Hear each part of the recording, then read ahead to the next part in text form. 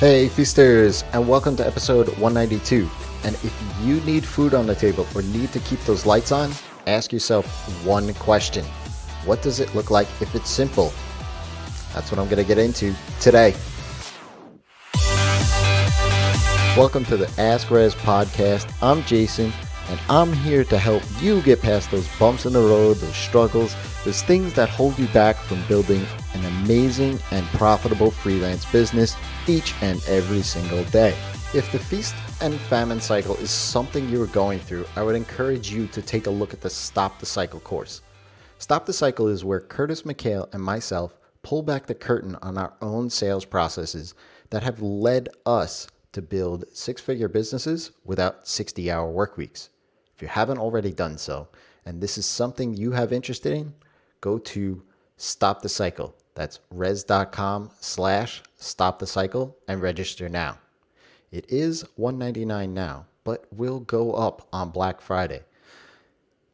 Now, today's question, should I offer my services as a web designer/developer or specialize first, comes by way of a Twitter DM. Yes, my DMs are open, and I would love to engage with you over there. You hear me at the end of each and every single episode asking you to do so. So why not head on over? And this person did. If you need to keep the lights on, look, offer the services that you know you can deliver on. Then, after you are settled in, take a look at what you've done and for who or whom. Which is it? Who or whom? I don't know. Maybe you could tell me. But take a look at it, and from that, see if you could start to specialize your business in somehow. Now, let me expand upon this answer a little bit more. The first thing first is you keep things simple. When starting out, you need to give yourself the best chance of success. And the only way to do that is by providing services you know you can fulfill. When starting out, there's so much that you don't know about. Billing, client management, delivery, onboarding, support, marketing, sales, that you will need to learn about and get better at. Don't complicate it anymore by trying to build out a process around services that you aren't 100% familiar with.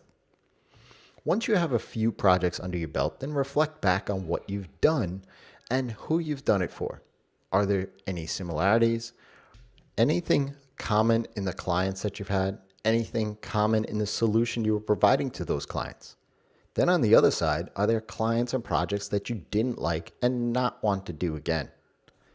In episode 174, How to Demand Higher Rates, and on my other podcast, Live in the Feast, in episode 8 of season 2, I'll link both of those up in the show notes, I share with you my step-by-step guide to specialization. That's step 1. Once you start to figure out, hey, I want to specialize my business in some way, how do I start? Listen to those 2 podcasts because that's what your step 1 is going to look like. In episode 182, how do you go about breaking into a niche? You'll learn about how specialization is really just a marketing strategy, especially at first. You don't have to go all in on a niche, and I want to make that crystal clear here. In fact, why would you? You need to land a few of those kind of projects first, just so that you can understand the language and the problems in such a way so that you can position yourself as the go-to person in that market. If you can't even articulate the problem as your clients would, the marketing won't go very far, and you'll be restricting your business straight from the start. Specialization is all about putting an effective process around a solution for a specific type of client. Once the process has been ironed out, a system around those processes can be built to increase your profits and elevate you and your business. Building custom content and marketing campaigns around your specialty will give you signals on if this niche is viable for you. It could be that it's just viable enough as another revenue stream into the business and nothing more, meaning that there's some ceiling or some roadblock on how far you can take it.